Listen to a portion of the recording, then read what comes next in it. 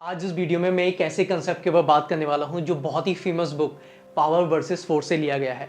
और इस कंसेप्ट में हम कॉन्शियसनेस को अंडरस्टैंड करेंगे कि जो हमारे लेवल्स हैं वो क्या हैं कॉन्शियसनेस के, और उसी के बेसिस पर हम अपने जो इमोशंस हैं उनकी जो वाइब्रेशंस हैं उनको भी पता करेंगे।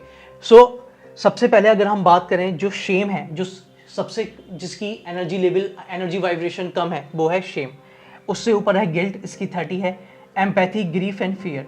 20 से लेके अगर 100 तक हम बात करें वाइब्रेशन लेवल की, तो ये अगर देखोगे तो ये सफरिंग स्टेज में है, इस टाइप के जो इमोशंस हैं। उसके बाद जैसे ही हम अपना लेवल बढ़ाते हैं तो desire, anger, pride and courage, तो ये जितने भी इमोशंस हैं ये आ जाते हैं गेटिंग माइंड में। और लेवल अगर हम अपना बढ़ाएं तो neutrality, willingness, acceptance, reasons and love. तो ये जितने भी पावरफुल वर्ड्स हैं, जितने भी पावरफुल इमोशंस हैं, जिनकी वाइब्रेशन आप खुद देख सकते हैं कितनी हाई है। तो अगर आप इस स्टेज में आ जाते हैं तो आप फ्लो की फॉर्म में आ जाते हैं। फ्लो मतलब आप पानी की तरह एकदम बहते रहेंगे, कंसिस्टेंटली बेसिस पर कॉन्स्टेंटली आप आगे बढ़ते रहेंगे। अगर आप और ऊपर बढ़ना चाहते हैं तो जॉय, पीस और एनलाइटनमेंट, ये सबसे बड़ी कॉन्शियसनेस लेवल है वाइब्रेशंस के बेसिस पर। अगर हम देखें तो जॉय, पीस और एनलाइटनमेंट। तो अगर आप जॉय उसमें है, पीस की फॉर्म में है और एनलाइटनमेंट की लेवल पर आना चाहते हैं तो 700 to 1100 इसका लेवल है। तो ये हायर पीक है, हायर कॉन्शियसनेस है। तो हमारा अल्टीमेट पर्पस यही है कि हम लोअर कॉन्शियसनेस से हायर कॉन्शियसनेस पर जाना चाहते हैं। तो आप समझ सकते हैं राइट कि हमारे जो इमोशंस हैं उनकी वाइब्रेशंस लेवल क्या है, क्योंकि हमें नहीं पता होता है। हम क्या करते हैं, हम अगर गिल्ट की फॉर्म में होते हैं, हम अगर शेम में होते हैं तो हम समझ नहीं पाते कि हमारे साथ हो क्या रहा है और हम अपने आप को और कोसते रहते हैं। लेकिन अगर आज आपको ये लेवल पता चल गया, अब आपको समझ में आ जाएगा कि हाँ यार, मेरे इमोशंस ना अभी ग्रीफ की फॉर्म में है, मेरे इमोशंस अभी गिल्ट की फॉर्म में है। तो मुझे अपनी इमोशंस को कैसे ऊपर उठाना है, कैसे अपनी इमोशंस को और बढ़ाना है। मैं इसी वीडियो में आपको 5 ऐसे तरीके और बताऊंगा जिससे हम अपने इमोशंस को, अपनी वाइब्रेशंस को बढ़ा भी सकते हैं।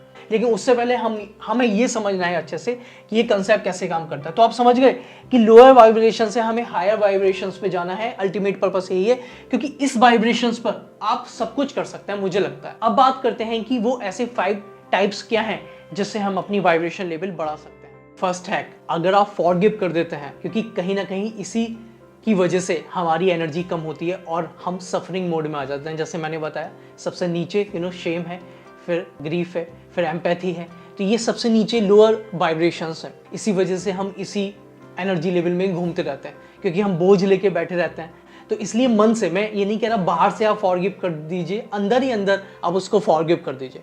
अंदर ही अंदर जो थॉट्स हैं उस टाइप का, उसको लेट गो कर दीजिए, जिससे आप देखेंगे आप बहुत हल्के होते चले जाएंगे और आप गुब्बारे की तरह ऊपर उठते चले जाएंगे। Second hack, let go attachment. जब आप लेट गो कर देते हैं अटैचमेंट से, जो अटैचमेंट आपको बांधे हुए हैं, तो आप देखते हैं आपके अंदर एक्सेप्टेंस की क्वालिटी पैदा हो जाती है, बिलिंगनेस की क्वालिटी पैदा हो जाती है। यानी कि जो हायर वाइब्रेशन है 200 से ऊपर, वो आपके अंदर ऑटोमेटिकली आने। थर्ड हैक, लेटिंग गो टॉक्सिक फूड। हम जो खाते हैं ना, वैसे ही हमारी अंदर से, बॉडी के अंदर से एनर्जी निकलती है।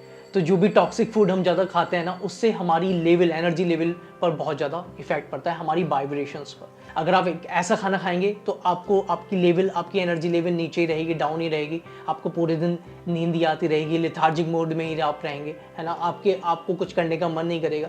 लेकिन अगर आप हाई एनर्जी फूड खाएंगे तो आप ऑटोमेटिकली, आपके अंदर से एनर्जी निकल के आएगी, आपकी वाइब्रेशंस हाई रहेंगी। तो ये भी एक बहुत ही आसान तरीका है अपनी एनर्जी को बढ़ाने का। Fourth hack, practice breathing.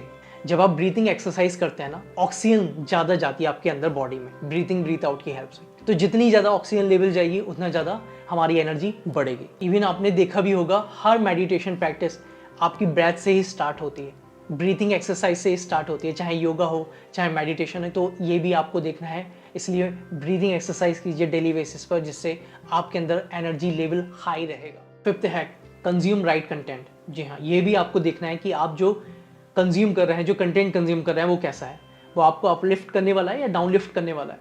क्या आप पूरे दिन टीवी न्यूज़ चैनल देख रहे हैं, या पूरे दिन सोशल मीडिया देख रहे हैं, पूरे दिन सैड सॉन्ग सुन रहे हैं, पूरे दिन इमोशनली ऐसे वाले सॉन्ग सुन रहे हैं जो आपको नीचे, आपकी वाइब्रेशंस, एनर्जी को नीचे डाल रहे हैं, है ना। बस पड़े पड़े सॉन्ग सुन रहे हैं, या आप इंस्पिरेशन सॉन्ग सुन रहे हैं, मोटिवेशन सॉन्ग सुन रहे हैं। तो ये भी आपको देखना है, क्योंकि मैंने ये चीज़ खुद करी है। जब मेरी एनर्जी, मुझे लगता है कि डाउन है ना, मन नहीं करता है, तो मैं इंस्पिरेशन सॉन्ग चलाने लगता हूँ।